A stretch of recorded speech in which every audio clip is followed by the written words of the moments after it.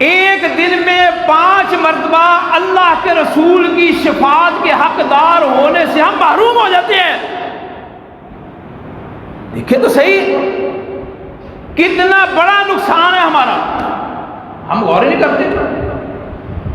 نہ ہم اذان سنتے ہیں، نہ اس کا جواب دیتے ہیں، نہ درود پڑھتے ہیں، نہ دعا پڑھتے ہیں۔ اذان ہو گئی، چلو ٹھیک ہے، کوئی 20 منٹ رہتے یار گڑی کرتا، چلے جانے ہیں، پھر بیٹھے ہیں۔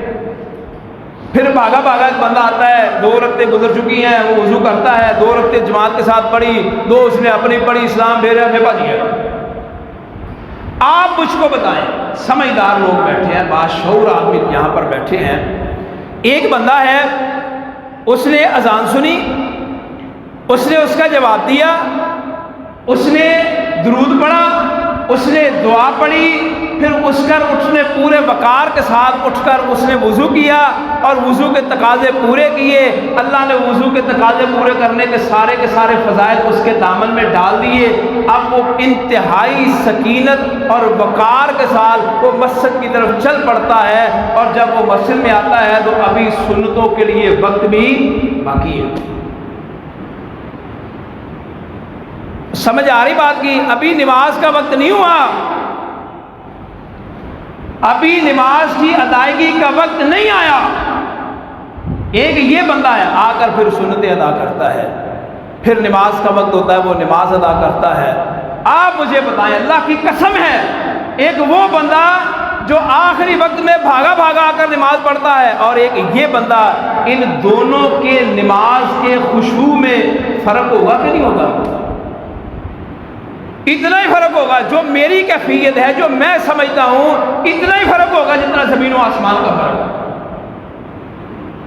ایک بندہ پورے اہتمام کے ساتھ نماز کے لیے آتا ہے، اور ایک بندہ اہتمام کے ساتھ نہیں آتا، وہ عادتاً نماز پڑھنے کے لیے آتا ہے۔ اللہ کی قسم ہے، ان دونوں کے نماز کی کیفیت میں بہت فرق ہوگا۔ اس کی نماز کے اندر پوری کی پوری توجہ، اور اس کی نماز کے اندر توجہ نہیں ہے۔ اس لیے کہ جو بندہ ایک کام کو 20 منٹ پہلے اس کا اہتمام کرنا شروع کر دیتا ہے، جب 20 منٹ بعد نماز کا وقت آتا ہے تو پورے کا پورا جسمانی طور پر اور ذہنی طور پر وہ اللہ کے سامنے کھڑے ہونے کے لیے تیار ہو چکا ہے۔ اور ایک بندہ جو آخر پہ آ کر جماعت کے ساتھ شامل ہوتا ہے یا اپنی پڑھتا ہے اکیلا بعد میں، وہ اس کی کیفیت وہ نہیں بن نہیں سکتی، نہ وہ فضائل حاصل کرتا ہے جو اللہ کے رسول نے فرمائے۔ اب اذان بھی ہو گئی، اس نے وضو بھی کر لیا، تمام وضو کے تقاضے پورے کر لیے، اب وہ آ گیا مسجد کے اندر۔ اللہ کے رسول صلی اللہ علیہ وسلم نے فرمایا، سب سے پہلے تو اس کو یہ گھڑی مل گئی، یہ وقت مل گیا کہ لا یرد الدعاء بین الاذان والاقامہ۔ اللہ کے رسول نے فرمایا، اذان اور اقامت کے درمیان کی جانے والی کسی بھی دعا کو اللہ رد نہیں کرتا ہے۔ قبولیت کا وقت اللہ نے اس کو دے دیا، مانگو اللہ سے جو مانگنا چاہتے ہو مانگو۔ دوسری بات یہ ہے کہ اگر سنت موقدہ کی 12 رکھتے ہیں، سنت موقدہ کی 12 رکھتے ہیں، کون کون سی؟ 2 فجر سے پہلے، 4 عصر کے 4 ظہر سے پہلے، 6 اور 2 ظہر کے بعد، 8 2 مغرب کے بعد، 10 اور 2 عشاء کے بعد 12۔ اب 12 رکعتوں میں سے 6 وہ ہیں جو نماز سے پہلے ہیں،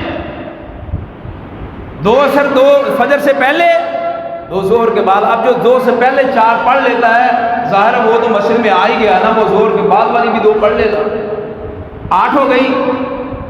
گویا کہ جو بندہ اس اہتمام کے ساتھ اذان سنتا ہے، وضو کرتا ہے، مسجد میں آتا ہے، جب وہ 8 سنت موقدہ پڑھ لے گا تو اس کی کوشش ہوگی میں مغرب اور عشاء کی بھی 4 سنت موقدہ پڑھ لوں۔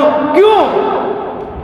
عبداللہ بن عمر رضی اللہ تعالیٰ عنہما فرماتے ہیں کہ جناب محمد الرسول اللہ صلی اللہ علیہ وسلم نے فرمایا، جو بندہ دن میں 12 رکعتیں سنت موقدہ ان کو ادا کر لیتا ہے، اللہ اس کو جنت میں ایک گھر عطا کر دیتا ہے۔ اللہ اس کو اس کا جنت میں ایک محل تیار کر دیتا ہے۔ اب آپ دیکھیں ان سارے کے سارے خطبے کے خلاصے کو آپ سمجھیں، جنت کی شفاعت کا حقدار وہ بھی بن گیا، گناہوں کی بخشش وہ بھی ہو گئی۔ اب اگر وہ مسجد میں آ گیا تو اللہ کے رسول صلی اللہ علیہ وسلم نے فرمایا جو مسجد کی طرف آیا اللہ اس کے گناہ بھی معاف کرے گا، اس کے درجات بھی بلند کرے گا۔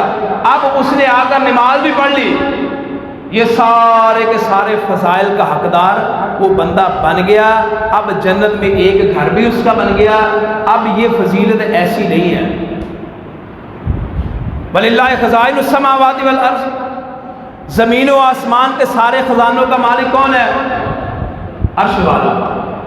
وَلِلَّهِ خَزَائِنُ السَّمَاوَاتِ وَالْأَرْضِ، اللہ کا رسول صلی اللہ علیہ وسلم نے فرمایا کہ اگر ساری انسانیت ازل سے لے کر اب تک جس کی تعداد کا ہم کو اندازہ نہیں ہے وہ ایک میدان میں اکٹھی ہو جائے، اپنی خواہشات کے مطابق اللہ سے مانگتی رہے، اللہ سب کو عطا کرتا رہے، اللہ کے خزانوں میں اتنی کمی بھی نہیں آئے گی جتنی سوئی کو سمندر میں ڈبو کر جتنا سوئی کو پانی لگتا ہے ایک قطرہ، گویا کہ ایک قطرہ سمندر میں کمی آئی ہے، اللہ کے خزانوں میں ایک قطرہ بھی کمی نہیں آئے گی۔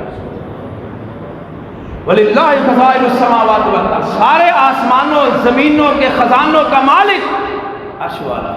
اب ایسے نہیں ہوگا کہ ایک دن بندے نے یہ سارے کام کر رہی ہے، بلکہ پانچوں وقت یہ کام کر رہی ہے۔ اب دن میں 5 دفعہ وہ اللہ کے نبی کی شفاعت کا حقدار بھی بن گیا، 5 دفعہ اللہ نے اس کو جنت کے داخلے کا سرٹیفکیٹ بھی دے دیا، 5 دفعہ اللہ نے اس کو بخشش بھی عطا کر دی، 5 دفعہ اللہ تعالیٰ نے اس نے نماز پڑھی اور روزانہ کی بنیاد پر ایک گھر بھی ایک محل بھی اللہ نے جنت میں بنا دیا۔ اب اگلے دن اب اللہ یہ نہیں کہے گا نہیں تو کل لے لیں سے دن نہیں ملنا سے، ایسے نہیں ہوگا، ایسے نہیں ہے۔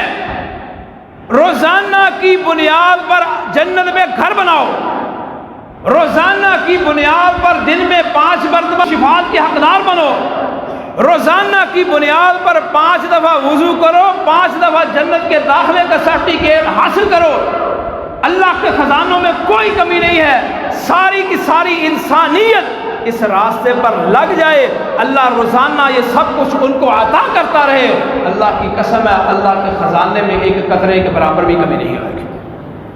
آؤ اس رب کے ساتھ، اس مالک کے ساتھ، اس اللہ کے ساتھ، اس اپنے خالق کے ساتھ رابطہ قائم کرو، رابطہ مضبوط کرو، رابطہ بحال کرو، تاکہ ان سارے کے سارے فضائل کو حاصل کرنے کے بعد پھر کیا ہے؟ استعینوا بالصبر والصلاۃ، ہم اللہ سے مدد حاصل کریں، کیسے؟ صبر کے ذریعے اور نماز کے ذریعے۔